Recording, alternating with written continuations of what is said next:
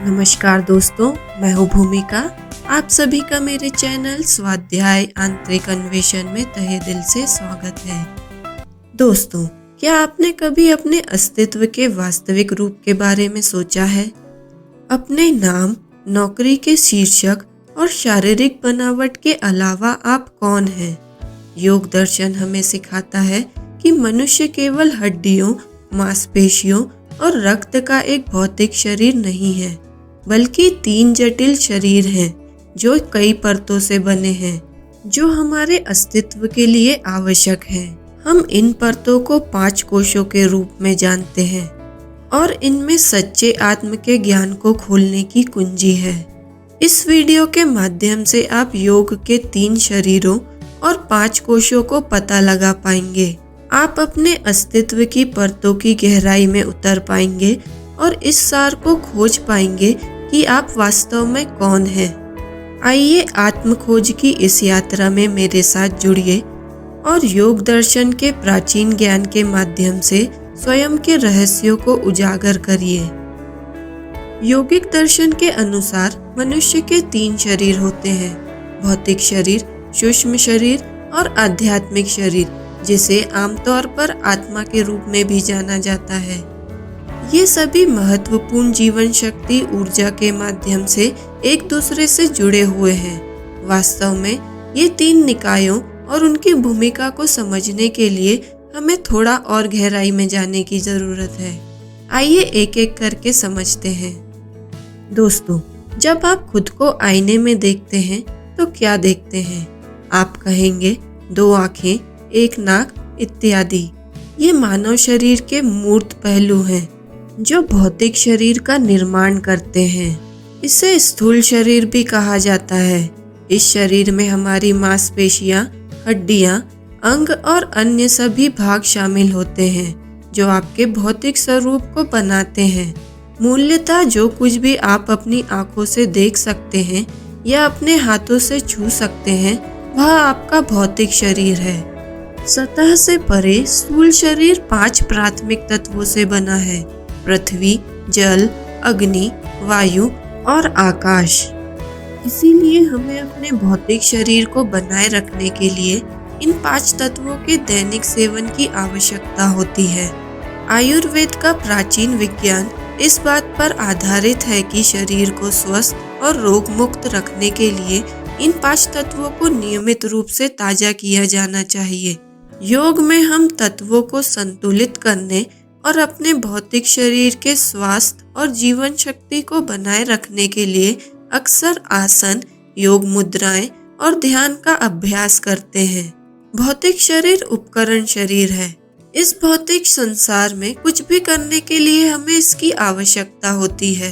उदाहरण के लिए, हमें बोर्ड पर लिखने के लिए एक कलम की आवश्यकता होती है, लेकिन वह कलम नहीं है जो लिखती है।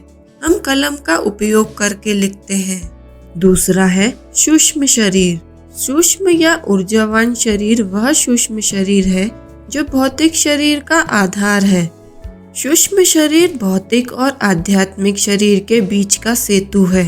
यह परत मानव आंखों को दिखाई नहीं देती है, लेकिन यह हमारे विचारों, भावनाओं और कार्यों का स्रोत है।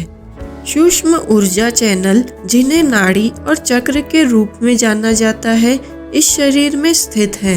सूक्ष्म शरीर कुल 19 तत्वों से बना है, जो है 5 कर्म इंद्रियां, 5 ज्ञान इंद्रियां, अंतःकरण के 4 तत्व और 5 प्राण, जिन्हें पंचवायु भी कहते हैं। महत्वपूर्ण कार्यों में शामिल इंद्रियों को कर्म इंद्रियां कहा जाता है। कर्म इंद्रियां चालक अंगों से बनी होती हैं। यह 5 प्रकार की होती है। पहली है वाक इंद्री। यह वाणी का चालक अंग है। दूसरी है पानी इंद्रिय। यह पकड़ने का चालक अंग है, जो कि हाथ द्वारा होता है। तीसरा है पाद इंद्रिय। यह गति का चालक अंग है, जो कि पैरों द्वारा होता है। चौथा है पयु इंद्रिय। यह उत्सर्जन और शौच का चालक अंग है। चौथी है उपस्थ इंद्रिय। यह लिंग का चालक अंग है। ज्ञान इंद्रियां भी 5 प्रकार की होती हैं। क्योंकि बुद्धि या ज्ञान इन अंगों से अंतर्निहित होता है, इन्हें ज्ञान इंद्रियां कहा जाता है। पहली ज्ञान इंद्रिय है चक्षु इंद्रिय या आँखें, यह एक अग्नि तत्व है। दूसरी है श्रोत इंद्रिय या कान, यह एक आकाश तत्व है। तीसरी है घ्राण इंद्रिय या नाक, यह एक पृथ्वी तत्व है। चौथी है रसायन इंद्रिय या जीभ, यह एक जल तत्व है। पांचवी है त्वक इंद्रिय या त्वचा, यह एक वायु तत्व है। चक्षु इंद्रिय द्वारा हम देखते हैं, श्रोत इंद्रिय द्वारा हम सुनते हैं, घ्राण इंद्रिय द्वारा हम सूंघते हैं, रसायन इंद्रिय द्वारा हम स्वाद लेते हैं और त्वक इंद्रिय द्वारा हम स्पर्श करते हैं। अंतःकरण के 4 तत्वों के अंतर्गत दिमाग, बुद्धि, अचेतन और अहंकार आता है।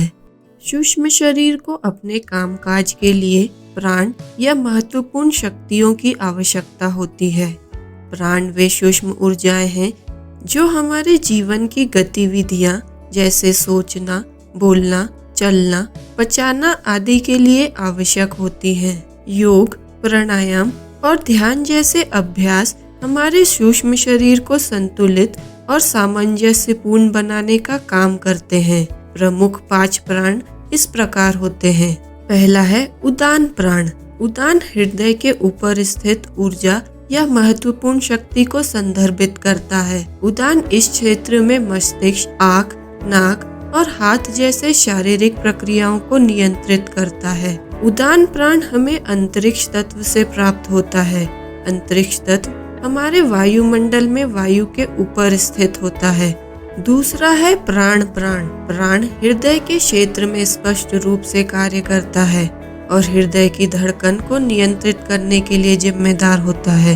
प्राण हमें वायु तत्व से प्राप्त होता है। प्राणायाम के अभ्यास से हम अपने सांसों को नियंत्रित कर सकते हैं और हृदय तक प्राण के प्रभाव को बेहतर बनाना सीख सकते हैं। यह हृदय स्वास्थ्य और भावनात्मक कल्याण को बढ़ावा दे सकता है। तीसरा है समान प्राण। समान मानव शरीर में पाचन और चयापचय को सुविधाजनक बनाने के लिए जिम्मेदार और महत्वपूर्ण शक्ति है। यह ऊर्जा और शारीरिक व्यायाम से मिल सकती है। समाना सौर जाल में नाभि से 4 उंगल ऊपर पसली पिंजरे के ठीक नीचे स्थित होता है। चौथा है व्यान प्राण। व्यान परिसंचारण और गति की एक आवश्यक शक्ति है। यह पूरे शरीर में रक्त और अन्य शारीरिक तरल पदार्थों के संचार के लिए जिम्मेदार है।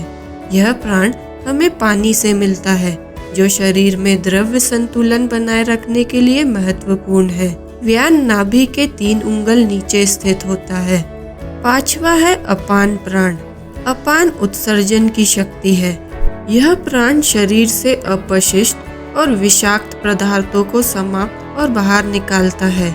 हम मिट्टी के खाद्य पदार्थ जैसे जड़ वाली सब्जियां, अनाज और फल खाकर अपान प्राप्त कर सकते हैं।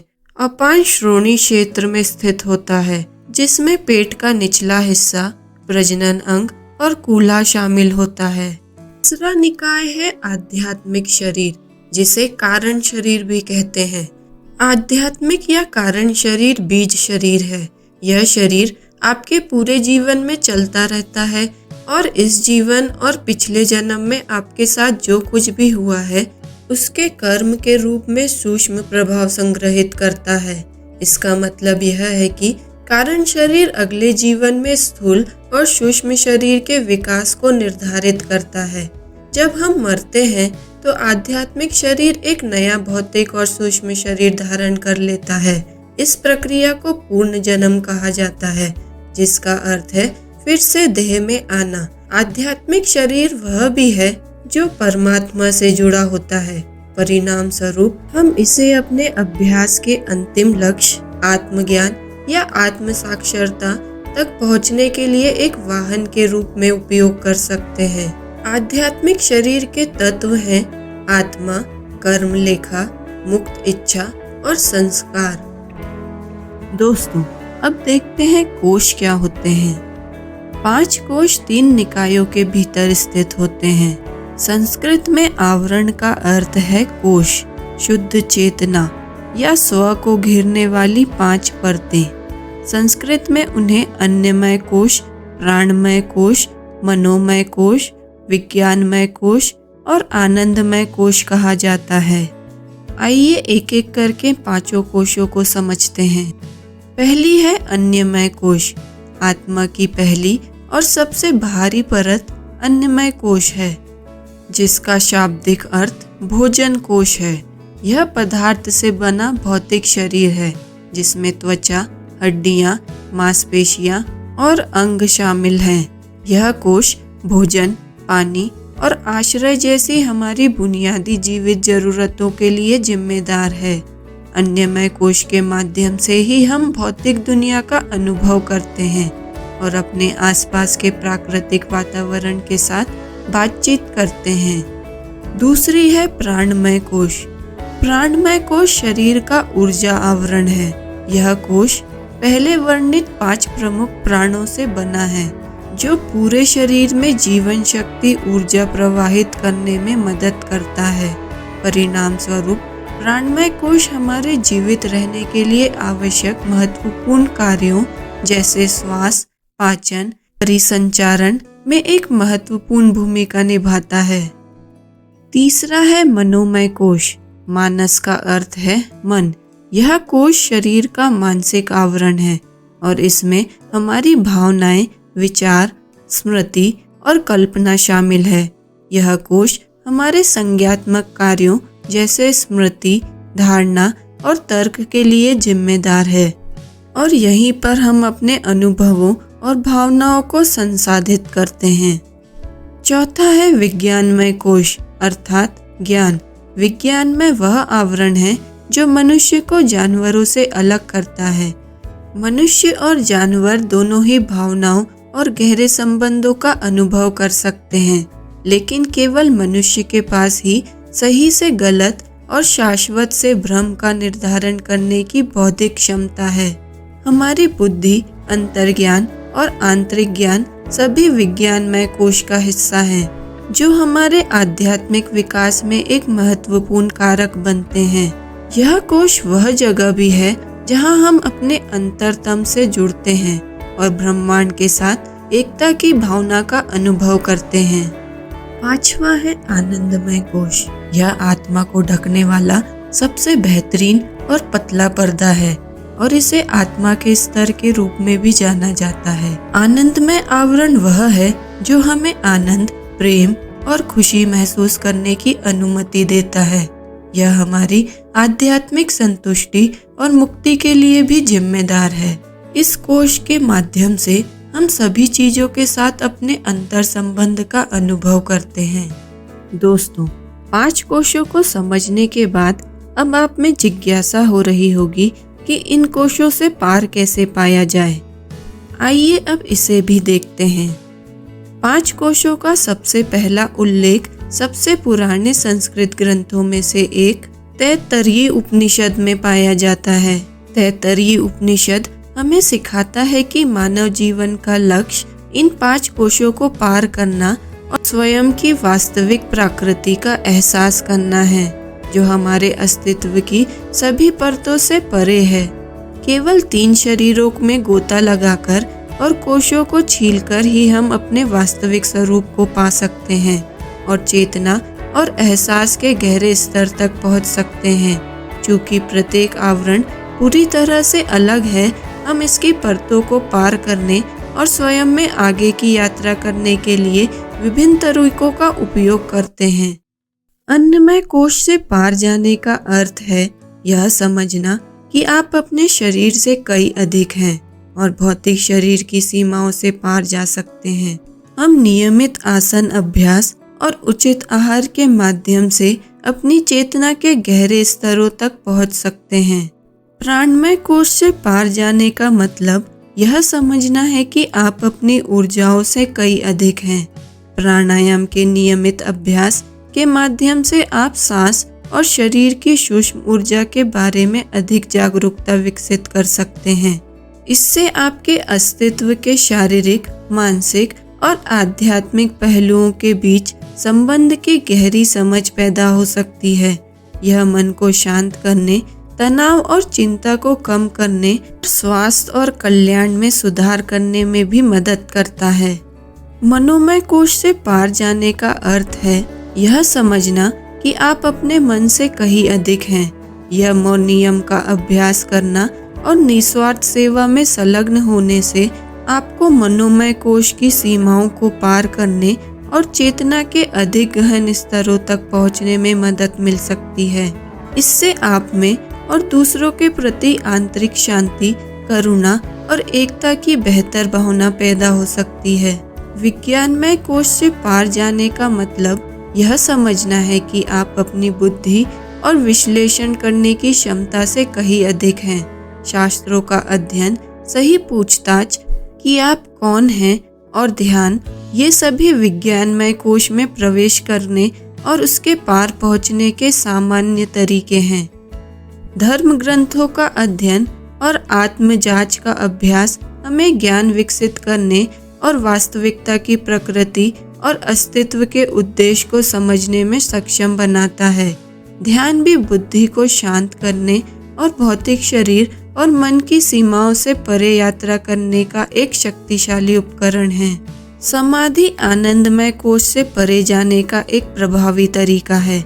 समाधि गहरे ध्यान की एक अवस्था है जिसमें आप पूरी तरीके से स्वयं में लीन हो जाते हैं और शुद्ध चेतना की स्थिति का अनुभव करते हैं।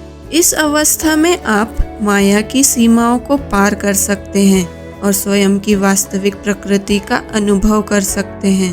हालांकि यह ध्यान रखना महत्वपूर्ण है कि समाधि के अभ्यास के लिए एक अनुभवी शिक्षकों के वर्षों के समर्पित अभ्यास और मार्गदर्शन की आवश्यकता होती है। यह कोई ऐसी चीज नहीं जिसे रातों रात हासिल किया जा सकता है। दोस्तों, 3 शरीर और 5 कोश हमारे वास्तविक स्वरूप को समझने का मार्ग है। कोश की प्रत्येक परत पर काम करके हम धीरे धीरे भ्रम की परतों को हटा सकते हैं और अपने अस्तित्व के वास्तविक सार का अनुभव करने के करीब आ सकते हैं। 3 शरीरों में 5 कोशों को कैसे पहचाने और पार करें, यह सीखने के लिए वर्षों का अभ्यास और समर्पण की आवश्यकता होती है।